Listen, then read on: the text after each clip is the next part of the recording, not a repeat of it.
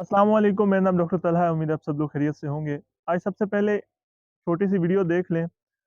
इसी वीडियो पे मैं आपसे बात करना चाह रहा हूँ अभी। Swallow, and I would stop breathing. Enough to scare them to take me to the hospital where they pronounced me dead. That happened quite a few times over the rest of my lifetime. जी तो नाज़रीन, ये जो video आपने देखी है, ये शख्स है पॉल, इसकी है। पॉल 1952 की बात है जब इसने बताया कि 1952 में 6 साल की उम्र में ये बच्चों की तरह जैसे बच्चे खेलते हैं, अपने ग्राउंड में उस तरह खेल रहा था। तो उस वक़्त इसको महसूस हुआ कि इसकी तबीयत कुछ अनवेल, फीलिंग अनवेल, कुछ तबीयत ख़राब हो रही है। तो इसने आके अपनी मदर को बताया कि अम्मी मैं ठीक नहीं फ़ील कर रहा। उस वक़्त उस दौर में 1950s में पोलियो एक बहुत ख़तरनाक हॉरिबल डिज़ीज़ थी जो कि दुनिया में बहुत ज़्यादा चल रही थी और लोगों को बहुत ज़्यादा हो रहा था। तो उसकी माँ इस लिहाज़ से डर गई कि कहीं मेरे बच्चे को भी ये ना हो जाए। तो उसकी माँ का जो शक था वो बिल्कुल सच साबित हुआ और उसके बच्चे को, इस पॉल को भी पोलियो का मर्ज़ लायक हो गया और 1 वीक के अंदर विदिन अ वीक ये पॉल ना खा सकता था, ना साँस ले सकता था, ना मूव कर सकता था, हिल सकता था।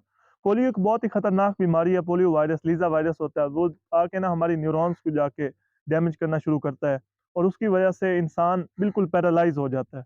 तो इस मर्ज़ का शिकार ये बच्चा हो चुका था और इसकी माँ बहुत परेशान थी और इसको हॉस्पिटल में लेकर गई। जब हॉस्पिटल में लेकर गई तो उस वक़्त हालत इस काबिल नहीं थी कि इसको हॉस्पिटल के अलावा कहीं रखा जाए।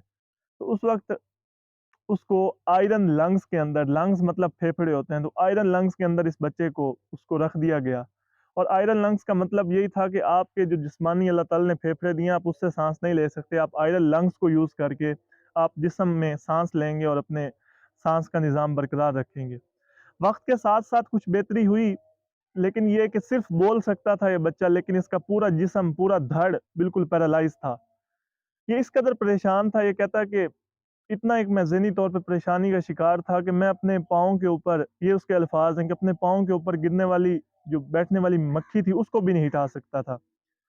और उसके बाद एक दफ़ा ये हुआ कि मेरी वालिदा ने डॉक्टर से ज़िद की कि मैं अपने बच्चे को क्रिसमस पर घर लेकर जाना चाहती हूँ। तो डॉक्टर ने पहले तो सोचा कि आप कैसे लेकर जा सकती हैं?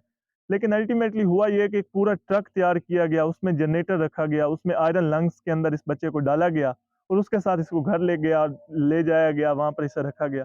और उसके बाद सारी ज़िंदगी, ये कुछ अर्सा पहले, कुछ दिन पहले इसकी डेथ हुई और सारी ज़िंदगी आयरन लंग्स के साथ रहा है। इसके अलावा इसकी लाइफ़ बिल्कुल एक हॉरिबल लाइफ़ थी, इसके अलावा कुछ नहीं कर सकता था। आपको इस स्टोरी को बताने का मकसद ये है कि हम अक्सर औक़ात अल्लाह ताला से उन बातों पर ज़िद कर रहे होते हैं जो हमारे अपने फ़ायदे में नहीं होती और अल्लाह ताला के साथ हम ज़िद लगा रहे होते हैं और अल्लाह ताला की नाशुक्री कर रहे होते हैं। हम खुद सोचें कि आपके जिस्म का हर अज़ा अगर सलामत है ना, तो एक बहुत बड़ी नेमत है जो अल्लाह ताला ने आपके ऊपर दी हुई है और वो हर बंदे को हासिल नहीं है। 12 to 14 times breathe per minute एक इंसान 1 मिनट के अंदर 12 से 16 दफ़ा साँस लेता है और ये अल्लाह ताला कंट्रोल कर रहा है। अल्लाह ताला का कुन होता जा रहा है और वो साँस आता जा रहा है। अगर किसी भी लेवल पे अल्लाह ताला उसको रोक दें, ऑन से ऑफ बटन लगा दें, you will not able to breathe और आप साँस नहीं ले सकेंगे। तो इस लेवल, इस माइन्यूट लेवल पे अल्लाह ताला ने हमारे जिस्म को कंट्रोल रखा हुआ है और इतनी नेमतें दे रहे हैं, लेकिन हम फिर भी अल्लाह ताला को उस लेवल पे शुक्र अदा नहीं करते। तो आप सबसे रिक्वेस्ट है कि अपनी लाइफ़ में छोटे-छोटे मामलात की वजह से अल्लाह ताला से गिला करने की बजाय अल्लाह ताला का शुक्र अदा किया करें। इंशाअल्लाह आपसे मुलाकात होती है नेक्स्ट वीडियो में एक नई स्टोरी के साथ। तब तक के लिए इजाज़त दीजिए। अल्लाह